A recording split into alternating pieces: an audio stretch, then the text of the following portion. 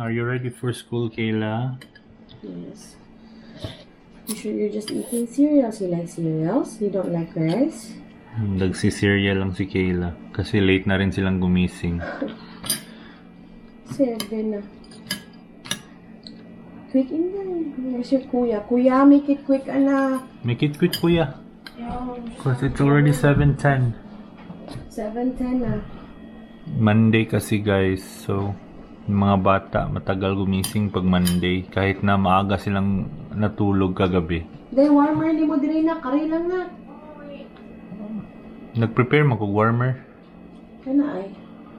Pabalik pa naman ako niya para hindi sige. Kasi hindi naman madumi yan eh. May black warmer doon. Ito yung tira namin kahapon sa tacos.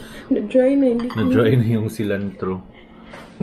Hindi natin kinip. Yan. Yung karne lang ang kinip ko. Nag-snowstorm ba kagabi, mami? Oo, the whole day. Sabi nila snowstorm daw kagabi. Hindi ko na-check sa labas. Maglilinis na naman ako ng sasakyan. Wala, marami na namang snow sa labas. Hanggang ngayon nag-snow ba? Wala na. Wala na. Wala na. Pero bakit sa Ontario whole day sila ngayon din love snowstorm? Kailangan ko palang bumaba ng mas maaga kasi maglilinis ako ng sasakyan. May hangin talaga dito na malamig. Sa bintana. Sa bintana siguro. Dito no? Yan. Marami na namang snow sa labas, guys. Snow. Yan Okay lang kasi mag-February na. February. Last month na. Last month na lang. Sa March, lighter na yan. Tas matutunaw na yung snow. So, konting winter na lang. Dito na si Kuya Kian. Good morning, Kuya. Yan, nagsi-cereal din siya. How's your sleep, anak? Yan yung binili naming cereal sa Costco. Okay. Where's your iPad, Mari? Huh? Oh my God, I forgot to put it. He can ask Madam if he can. If not at the appointment on the 30th. Wala, birthday ko lang naman yun eh. See guys, birthday ni Mommy, tas may plano kaming lumabas. Tas may presentation daw si Kian on that day. It's okay. You can present in the morning, and then I'll email your teacher that you'll be half day, both of you, so we can go lunch outside. Pwede naman ganun. Pero kung makapag-present siya ng before the 30th, talaga. absent lang muna. Kaya Quick in eating mga So para di manid, maglinis pa si daddy ng car. Daddy clean the car. Oh my God, your brother is awake. You hear it?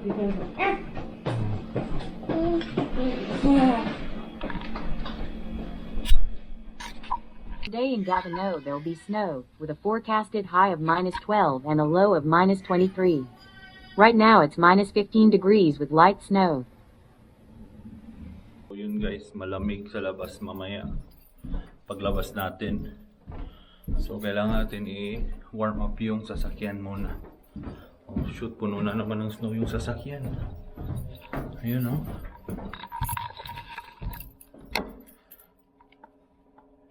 Start lang natin para mag-warm up at matunaw yung mga snow sa windshield. Dami na namang snow.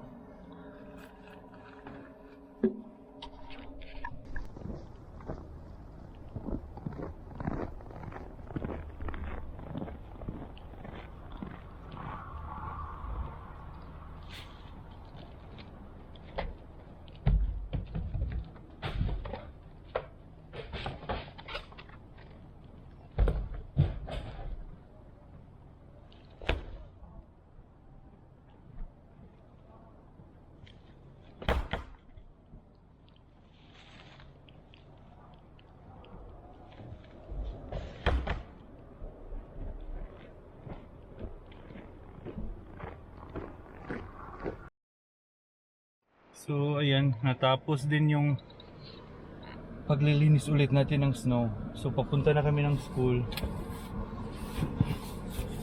Malamig ngayon sa labas. Guys, you keep your self warm, okay? Because it's too cold outside. I don't think mag-play mo sa outside, kuya. No, no. Okay, do you think you guys will go outside and play today? Yeah, but it's too cold. Oh. Last time it was 20, minus 20 outside or more. We're outside, so we will. Oh, they didn't let you go out? Okay, that's good. Kasi sobrang lamig. Nakalimutan ko yung gloves ko kanina. Ah, no, it's still early.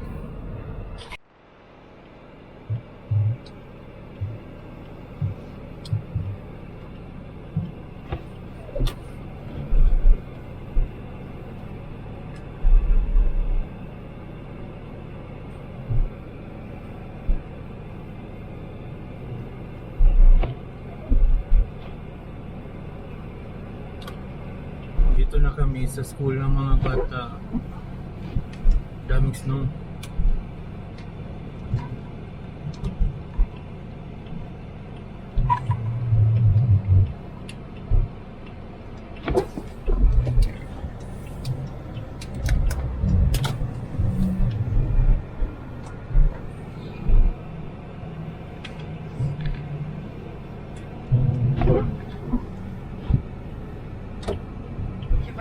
Bye guys. Bye guys. Love you. Okay. Love you guys. Take care, okay? See you later. The toothpaste that you use is hurting my nose.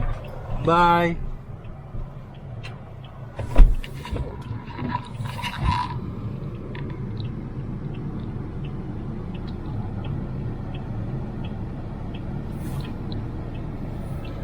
Grabe ang taas ng snow guys, nahihirapan yung mga bata maglakad. So yan, pauwi na ako sa bahay.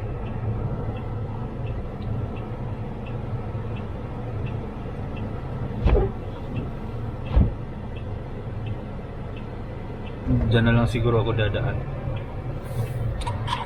Sila. So, pauwi na ako sa bahay. Magbe-breakfast.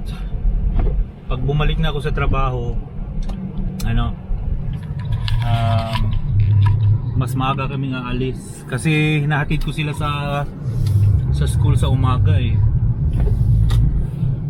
Kasi medyo maaga yung bus. Kaya hinahatid ko sila sa umaga. Alas 7 kasi yung bus.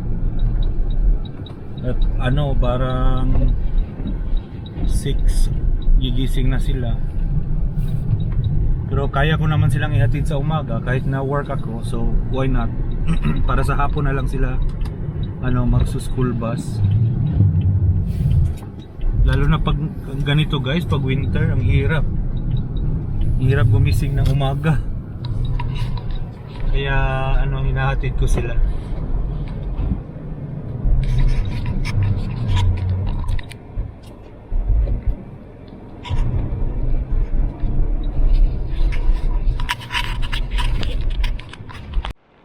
Grabe ang dulas ng daan.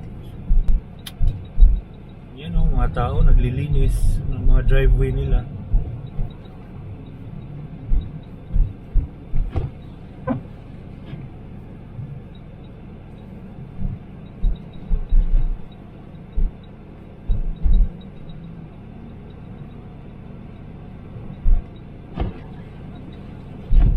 Yan yung ibang bahay, daming snow. Parang matatabunan ng snow yung bahay eh.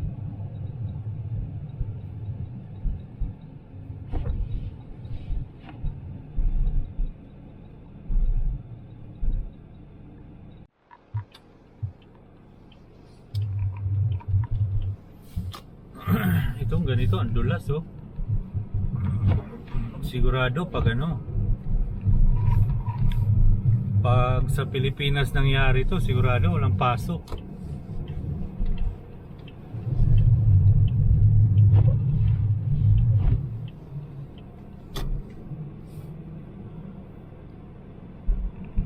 Dito tuloy pa rin ang buhay kahit na may snowstorm. So yan guys, malapit na ako sa bahay.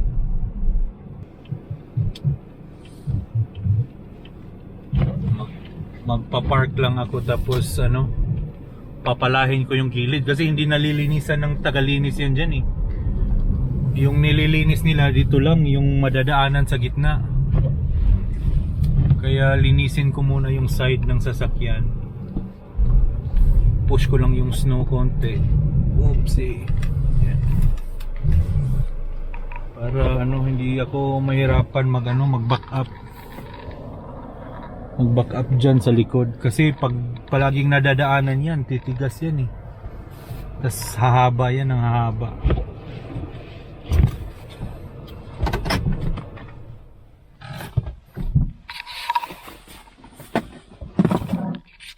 Ano, ito dito, humahaba na nga siya eh. Ang haba na oh. Para na siyang hump. Para na siyang hump, guys. Kasi hindi ito nalilinisan eh. Dito dumadaan sa gitna yung ano, tagalinis. Tapos yung ibang snow na pupush dito. So kunan ko ng konti para hindi titigas. Wala na, tumigas na talaga to dito. Hindi na makuha ng ano, pala. Plastic lang kasi yung pala eh. Ang daming snow. Dito lang kasi dinadaanan nila o sa gitna. Tapos tinutulak nila doon sa likod. Itong coaching to, wala na, nabaon na.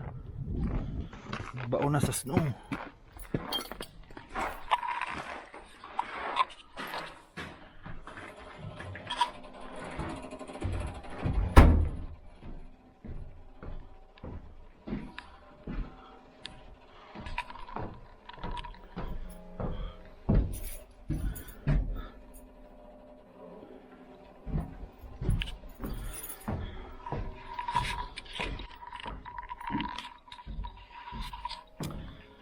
So, nandito na ako sa apartment.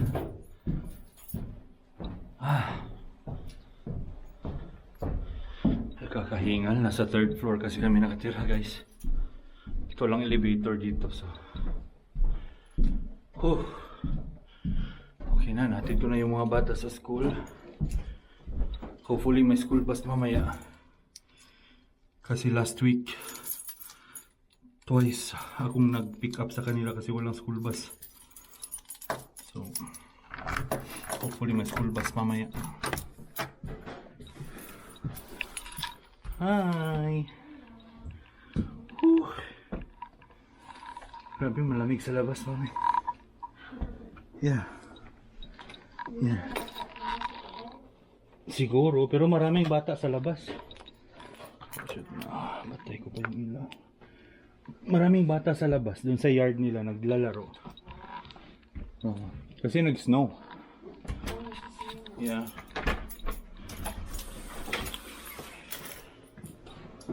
Yun lang, guys, yun lang yung ganap today. Hinatid ko yung mga bata. Kaya nga sabi ko, hopefully mamaya may school bus. Para hindi na akong pick up sa kanila mamaya. So, yun lang, guys. Thank you for watching. Bye.